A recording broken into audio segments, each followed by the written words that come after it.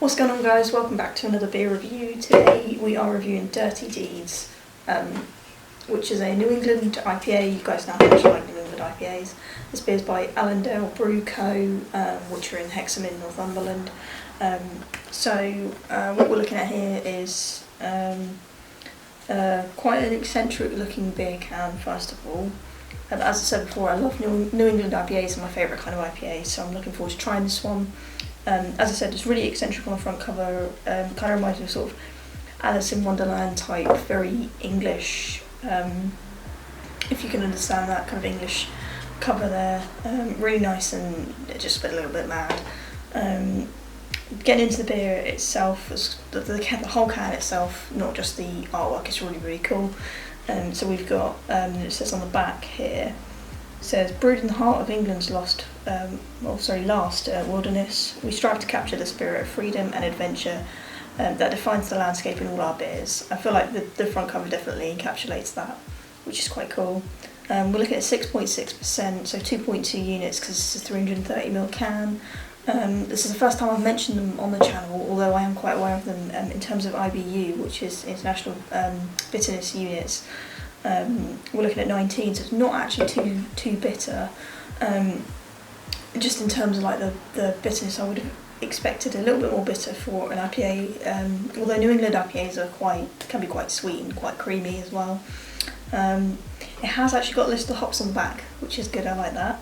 So we're looking at Galaxy and Vic Secret. Again, another one that I'm quite familiar with is Galaxy, but I'm not familiar with Vic Secret.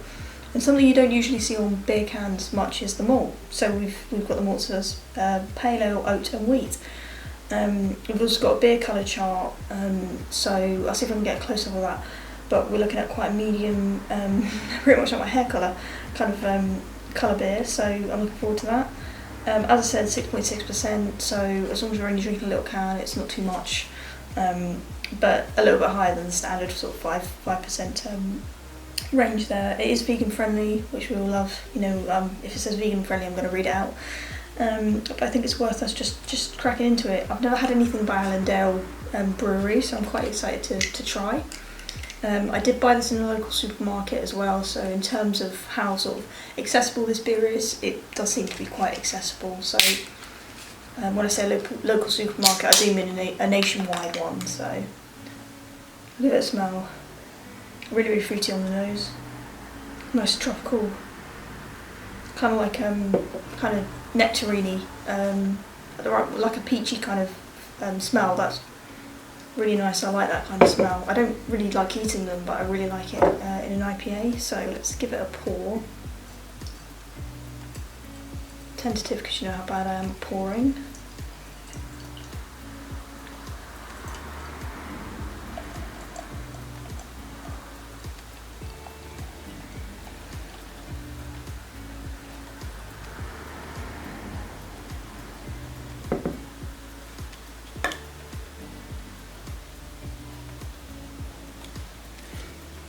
Alright, there we go, that's the whole can out. So looking at colour wise, it's quite golden, perhaps a little bit more vibrant than my hair colour.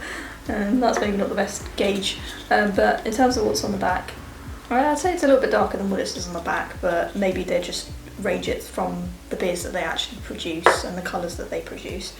That head's going down quite quickly. In terms of haziness, actually, when I first poured it out, I thought it looked quite thin, but it is actually quite thick.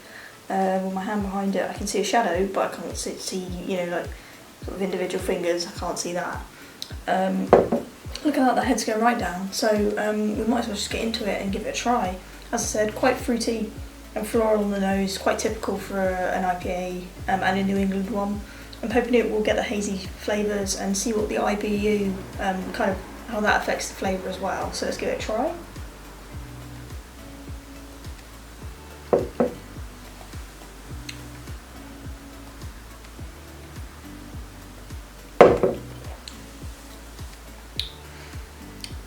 Alright, so it's definitely bitter. I can definitely taste the bitterness in it, but it's not particularly pungent with its bitterness, which I can appreciate.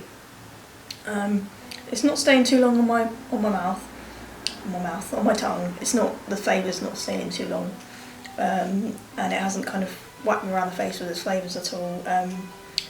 But it's quite nice. It's quite. I feel like it's quite easy to drink. I feel like you could probably down this one quite well. The only thing is I was kind of expecting perhaps a little bit more flavour.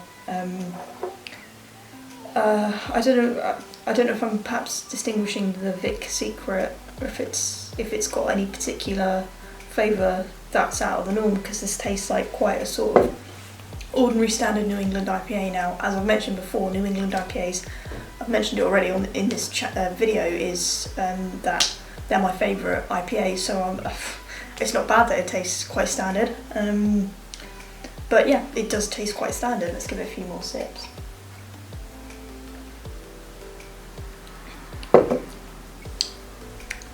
Yeah, in terms of the flavour, it's not getting particularly stronger for me. Perhaps a little bit watery flavour-wise as well, unfortunately. So I don't want to give up on it and give it its review give it its rating right now. But yeah, I'm getting little bits of floral, little bits of fruit, and little bits of bitterness, but it's really quite muted in terms of the flavour. Perhaps you guys, if you guys have tried it, let me know what you thought. That's what I'm getting.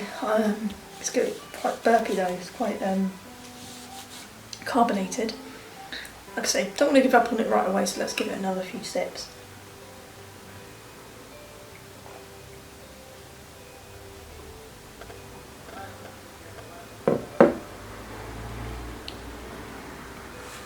No, I'm just getting a little bit more bitterness, but not a huge amount. Obviously, with an IBU being quite low, it's not gonna be too bitter anyway.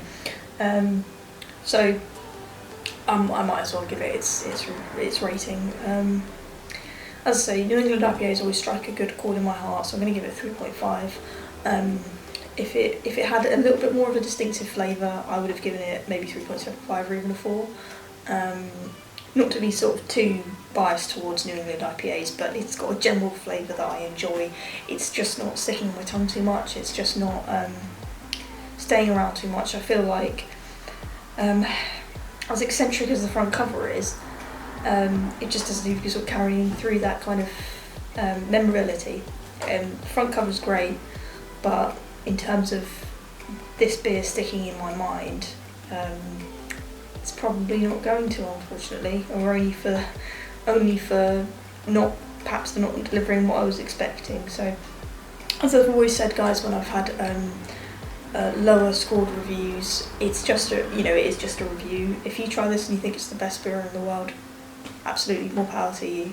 But for me, I haven't found it to be particularly too strong in flavour, which is a shame, because that's exactly what I like in a New England IPA.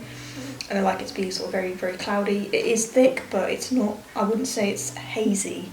I'm kind of expecting like, I don't know how to explain it, but just a really, really thick, I love the unpasteurised, unfiltered kind of look. This beer is more commercial, I think, and so therefore we are looking at more of a pasteurised, clean look of the beer, which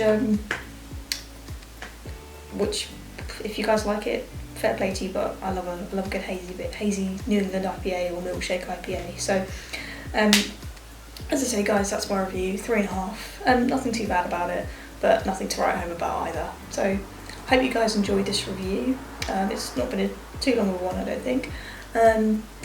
Yeah, as always, if you know, you guys probably know the speech off by heart now, but yeah, if you know of any local, nationwide, UK beers that you'd like me to review, if you've tried them and you love something and you want me to know my opinion, please let me know. If you want, I also want to hear you guys' opinion as well. So if you enjoyed it, give this video a like, subscribe if you want to see more, and as always, I will see you guys in the next video. Peace!